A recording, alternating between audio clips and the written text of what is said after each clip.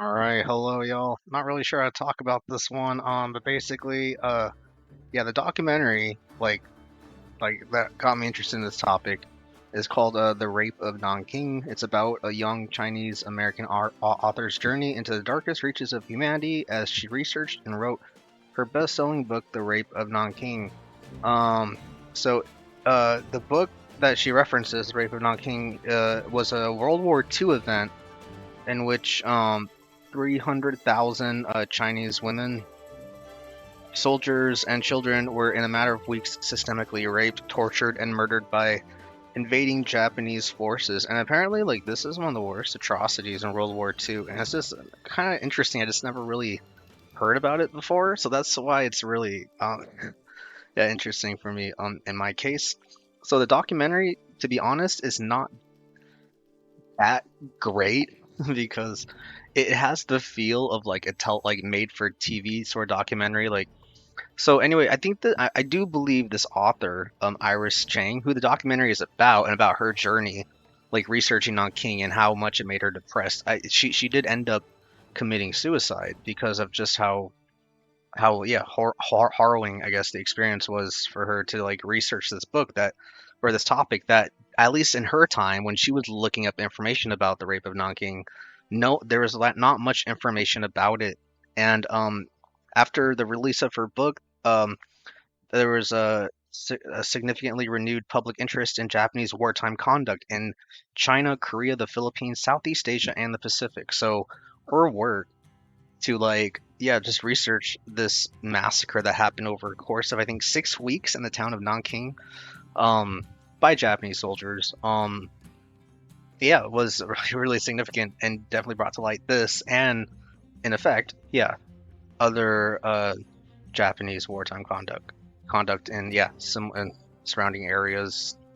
But the documentary itself, like I said, I think the weakness about it is how much it focuses on Iris Chang, which is not a bad thing. But the way it does it is like there are a lot of moments where the actress who plays, like, who dramatizes her, since obviously, she's dead, she committed suicide, but the actress who portrays her is like a little, like, not the best actress, and like maybe over dramatizes some events. Like, she's like standing on the beach and looking out into the ocean and the sunset while there's like narration in the background. Like, it's not really related to the Rape of Nanking or really to Iris Chang's life. So it's a little, it's kind of distracting. Like, why are we watching this? But like at the end, I forget, and I'm reminded at the end of documentary, yeah, she does end her life, and it's like, well, that's why the documentary does focus on her.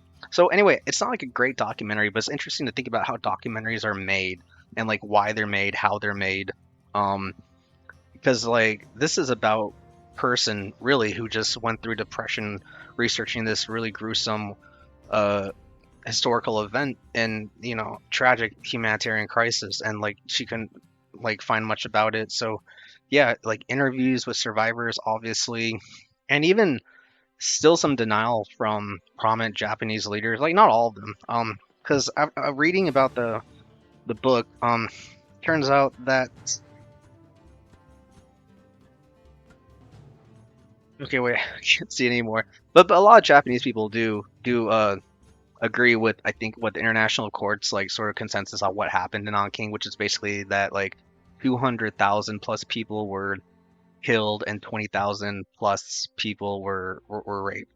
You know, and the number, it's hard to like trace, obviously, like the exact numbers because of so many factors and the fact that it wasn't documented properly like at the time. But anyway, like some random facts. In Nanking, there was a Nazi, German Nazi named John Rabe, who actually um, created like a Nanking safety zone during this 6 week massacre by Japanese soldiers, and this Nazi like basically, yeah, gave shelter to Chinese people in the Chinese city of Nanking in order to protect them, during the nights. And yeah, just overall protection, which was like, interesting fact. So again, like, it's cool to learn about this topic that I didn't know about, or the subject matter, and then like even more interesting details within it that just exposes the complexities of war and how everything is not so black and white. And I don't mean to, obviously, be critical of Japan now because obviously this was an event that was perpetrated by Japanese soldiers, but the film also makes the case of why Japanese soldiers did that, whether it's because of the empire they were a part of, how they felt like they were nothing compared to the emperor, so they felt like they were really just tools, and they didn't really even consider themselves maybe fully human independent people. And of course, they consider the Chinese people in Nanking like they were nothing as well. So it's just a lot of psychological factors that drive men to war, people to do, commit like horrible human atrocities. So yeah, mainly with this film review, I just want to talk about sort of the weaknesses and strengths of this documentary, and even talk about the subject matter, which I think is really interesting, especially if you're into world history, sort of like I am. I don't want to say I am because there's a lot I don't know, but it's just surprising I don't know about this. And even as I grow older too, there were like significant massacres, like such as the Tulsa riot, the Tulsa massacre in the U.S. I didn't know about until I watched like this superhero show called the Watchmen series, like maybe a year or two ago, and like it's kind of amazing how I like these really horrible things aren't really talked about in school or in history, especially when it comes to like World War II or I don't know.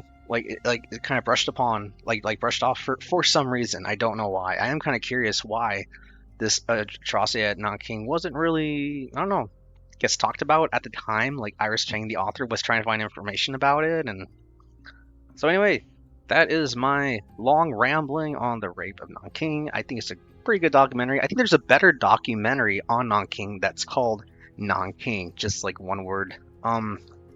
And I think there is a drama film on John Rabe, who was the Nazi who, yeah, protected Chinese people in Nanking from the Japanese soldiers. I think that drama film is just called John Rabe, and it's supposed to be pretty decent. So yeah, I guess it's more like a stepping stone into like that subject matter. If that sounds interesting, that's how I saw this documentary. Okay, I'm basically done. So until then, take it easy, y'all. If any of that sounds interesting to you, yeah, check it out. All right, peace.